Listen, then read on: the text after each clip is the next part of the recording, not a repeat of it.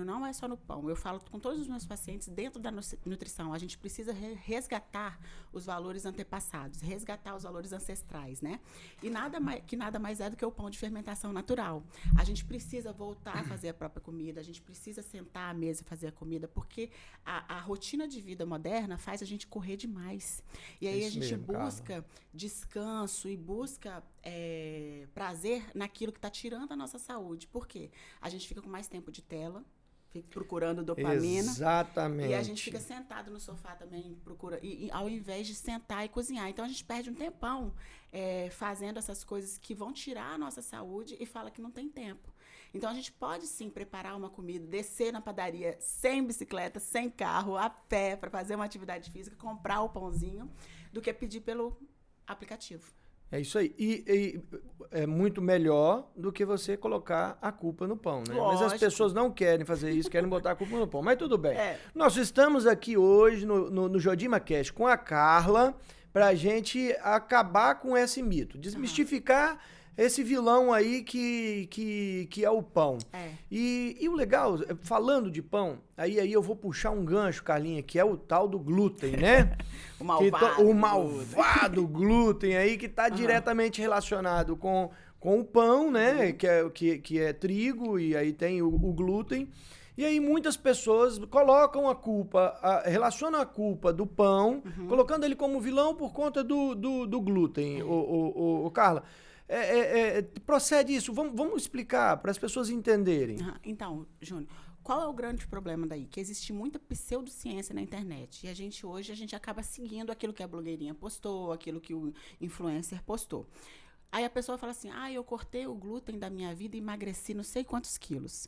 Só que ela não cortou o glúten. Ela cortou o excesso de calorias que vinham e que, em teoria, tinha um glúten. Por exemplo, ela parou de comer o pãozinho, mas ela parou também de comer o bolo recheado, ela parou de comer o fast food que tinha glúten. Então, ela fez um déficit calórico e por isso ela emagreceu. Não foi por conta do glúten. Segundo a Organização Mundial de Saúde, menos de 1% da população mundial é intolerante ao glúten ou celíaco. Olha bem. Então, e aí as pessoas não têm o diagnóstico, né? Vão por achismo e param de comer o pão e botam a culpa no pão, quando na verdade era o excesso de calorias que estava deixando ela inflamada, o excesso de multiprocessados, o excesso de industrializados que estava inflamando ela, não o glúten. Em vez de comprar o pãozinho na padaria, comprava aqueles pães lá com 60 dias de validade, exatamente, né? Mas enfim, e aí, Carla, o que acontece? As pessoas falam que pararam de comer o glúten, né? Que pararam de comer o pão e emagreceram. Mas elas eram sedentárias, né, Carla? Eram sedentárias. E aí, não é que elas param de comer o pão. Elas continuam, às vezes, comendo menos, mas elas começam a caminhar. Sim. Que antes elas não faziam, né, Carla? E vira uma bola de neve, por exemplo. Aí a pessoa corta glúten, corta lactose. Só que, na verdade, ela está cortando excesso de calorias. E para de tomar um sorvetinho, para de comer esses industrializados. E aí ela começa a ter mais disposição, vira uma bola de neve. Aí se olha no espelho, viu que deu uma desinchada, começa a fazer atividade física. Então, é uma somatória de fatores que levam ela perdeu peso, não é o glúten. E aí, Carla, um perigo, né, Carla? Porque as pessoas começam a fazer um correlacionamento do glúten, do pão, ao emagrecimento dela, à saúde dela, né?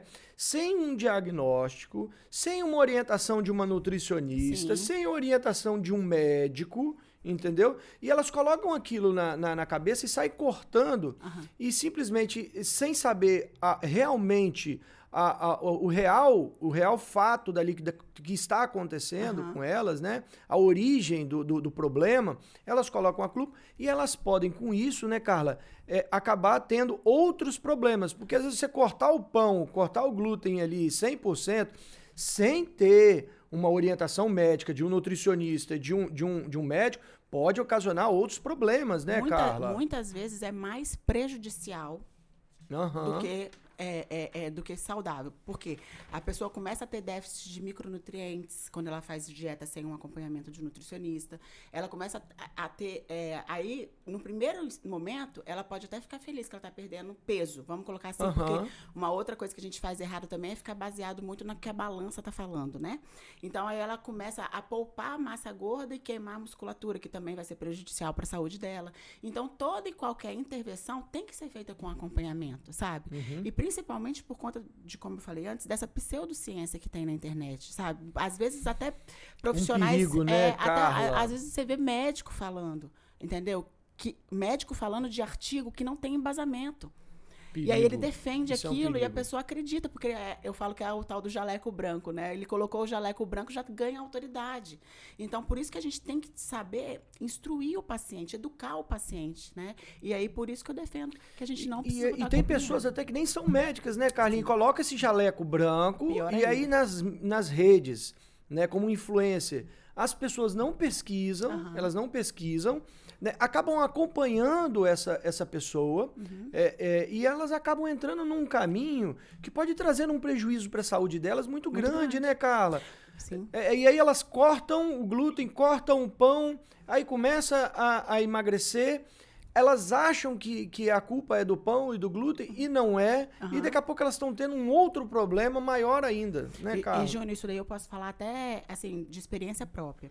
Porque nutricionista é a minha segunda profissão, né? Ser nutricionista é a minha segunda profissão. A minha primeira profissão eu era publicitária e eu tava com problemas de saúde por conta do sobrepeso.